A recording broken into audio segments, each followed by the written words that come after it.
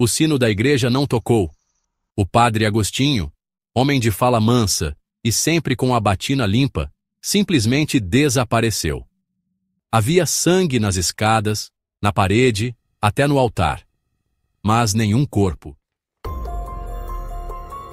Era o ano de 1721, quando a vila de Santa Ormélia do Norte, escondida entre as matas fechadas da Serra do Sangue Velho, no interior do que hoje é conhecido como Maranhão, vivia seus dias em silêncio, como se o tempo ali tivesse decidido parar.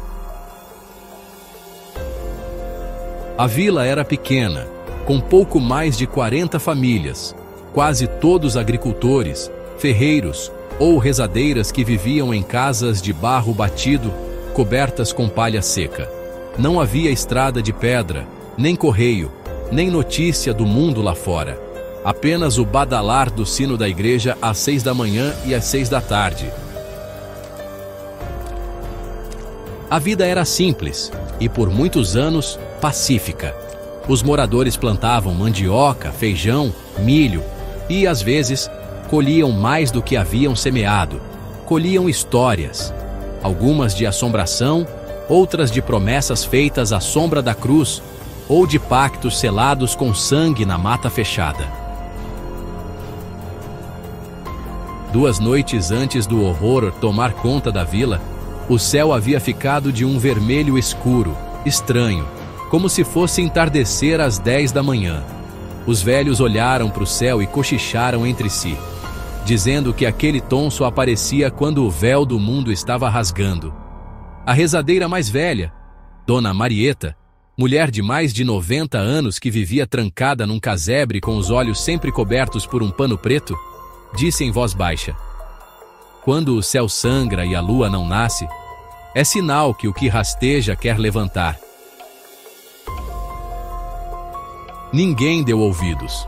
Afinal, ela era tida como louca, mesmo que tivesse curado mais gente que qualquer benzedeira da região. Mas o clima pesou. Os cães pararam de latir, os galos não cantaram ao amanhecer e à noite as lamparinas tremiam mesmo sem vento. Na noite seguinte, os cavalos começaram a se agitar. Um por um, os animais que dormiam presos em estrebarias começaram a se debater, relinchar e espumar.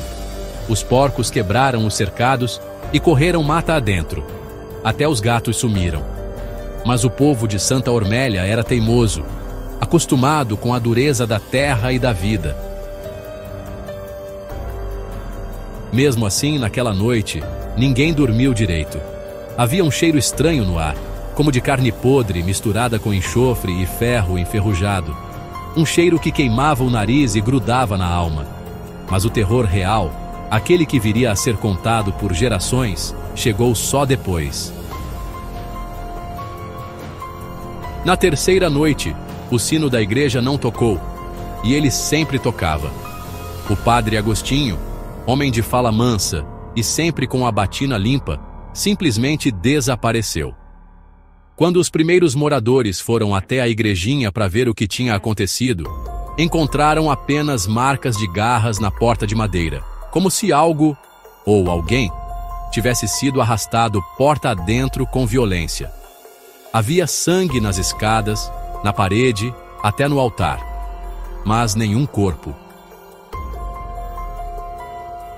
O medo virou carne naquela noite, e o que aconteceu depois não pode ser descrito como ataque. Foi uma chacina.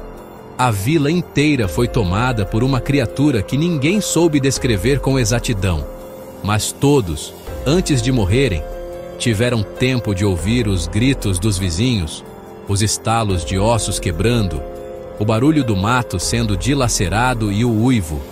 Um uivo que não vinha da garganta de um cão nem de um homem. Vinha do meio da escuridão, de uma garganta impossível. Uma criatura que andava em 2 patas, mas atacava como um animal. Seus olhos eram vermelhos como brasas e sua pele parecia coberta por uma mistura de pelos e lama. Seus dentes não mordiam, arrancavam. As vítimas não foram apenas mortas, foram rasgadas, despedaçadas deixadas em posições impossíveis de explicar. O chão da vila parecia ter absorvido parte do horror, que espalhava em pedaços pela vila. Crianças, mulheres, homens, ninguém foi poupado. Houve quem tentasse fugir para a mata, mas a criatura corria mais que qualquer cavalo. Um dos jovens, Jandir, correu com a irmã nos braços tentando alcançar o rio. Só encontraram o corpo dele no dia seguinte, ou o que sobrou dele, sem cabeça, sem os 2 braços, mas com a irmã ainda agarrada a ele, também morta. Ela tinha marcas de garras do pescoço até a cintura, como se tivessem tentado abrir ela no meio. Em uma das casas, uma família inteira foi encontrada empalada em estacas de madeira. Em outra, os corpos foram pregados nas paredes como se fossem retratos. E no centro da vila, bem em frente à cruz da igreja, a criatura deixou um único rastro claro, um círculo de sangue queimado, desenhado com símbolos que nem mesmo os padres reconheciam. Ao lado, uma cabeça humana, mordida ao meio. A única casa que ficou intacta foi a de Dona Marieta. Quando encontraram o lugar, ela estava morta, sentada, com um sorriso nos lábios, segurando um terço que havia sido arrancado do pescoço do padre Agostinho. Sua boca estava cheia de sangue, mas não era dela. Havia sangue até no teto. E no chão, desenhado com o que parecia tinta preta, mas era sangue seco, havia uma frase: "O que anda na noite foi chamado, e quando for esquecido, voltará." No dia seguinte não havia mais vila. Só ruínas. As casas foram engolidas por um incêndio estranho, que queimava sem fazer fumaça. As plantações murcharam como se nunca tivessem existido. E os corpos sumiram. Até hoje ninguém soube dizer o que aconteceu. A vila foi riscada dos mapas, esquecida por todos. As terras foram declaradas amaldiçoadas e ninguém jamais pisou ali novamente.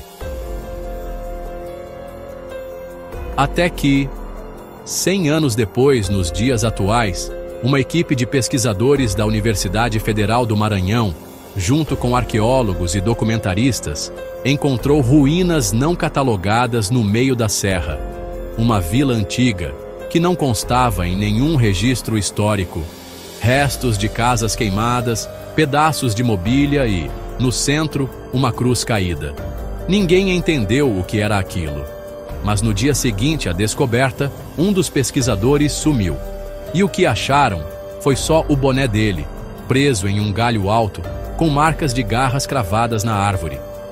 E nas gravações da expedição, nos áudios captados durante a madrugada, havia um som abafado, algo que parecia um uivo, mas não de um lobo comum. Era profundo, doloroso, quase humano. Nos relatórios, ninguém comentou isso, mas os próprios técnicos da equipe pararam de trabalhar naquela área. Ninguém mais voltou lá. E a pergunta que ecoa desde então, sussurrada por quem conhece a história de Santa Ormélia, é sempre a mesma. Aquela foi mesmo a única e última noite?